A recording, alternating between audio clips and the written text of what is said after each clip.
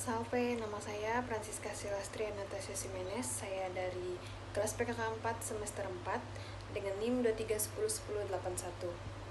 Pada kali ini saya akan membacakan resume saya pada sesi 5 di mata kuliah Sejarah Gereja Indonesia. Sejarah gereja di Nusantara memiliki perjalanan panjang yang dimulai sejak abad ke-14 hingga sekarang. Berikut adalah garis besar perkembangannya. Yang pertama, awal mula kekristenan di Nusantara itu pada abad ke-14 sampai dengan abad ke-16. Bukit tertua kekristenan di Nusantara dalam prasasti Nasaret di Padang Lawas, Sumatera Utara, sekitar abad 9 hingga abad ke-14. Penyebaran agama Kristen dimulai dengan kedatangan pedagang dan misionaris Nestorian dari Persia di wilayah Sumatera pada abad 16. Misionaris Portugis, terutama dari Ordo Dominikan dan Yesuit, mulai menyebarkan agama Katolik di Maluku setelah Portugis menguasai wilayah itu pada tahun 1511. Perkembangan gereja Katolik di era kolonial Portugis pada abad ke-16. Pada tahun 1534, Franciscus Xaverius dari Ordo Yesuit tiba di Maluku dan mulai membaptis banyak penduduk lokal. Katolik berkembang pesat di Ternate, Ambon, Solor, dan Timor. Namun dengan datangnya Belanda dengan membawa agama Protestan pada awal abad ke-17, agama Katolik mengalami kemunduran karena Belanda mengusir misionaris Portugis. Poin yang ketiga, dominasi Belanda dan perkembangan Protestan pada abad ke-17 sampai abad ke-19.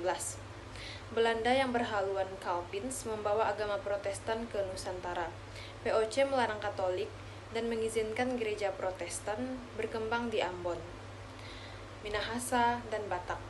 Gereja Protestan adalah Gereja Protestan Indonesia bagian Barat atau yang disingkat GPIB, dan Gereja Protestan Maluku atau yang disingkat GPM.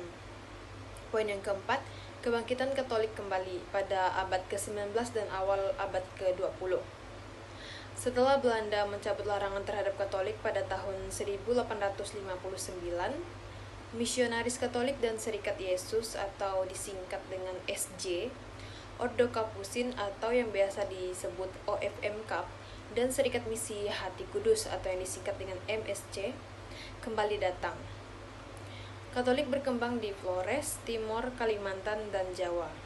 Dan pada tahun 1923, Vikariat Apostolik Batavia menjadi cikal bakal Keuskupan Agung Jakarta. Poin yang kelima, gereja di masa kemerdekaan dan pasca kemerdekaan, itu pada abad ke-20 sampai sekarang. Setelah Indonesia merdeka pada tahun 1945, gereja Katolik dan Protestan berkembang pesat. Umat pribumi jadi pemimpin gereja. Pada tahun 1967, kardinal pertama di Indonesia yaitu Julius Dharma Atmaja, SJ.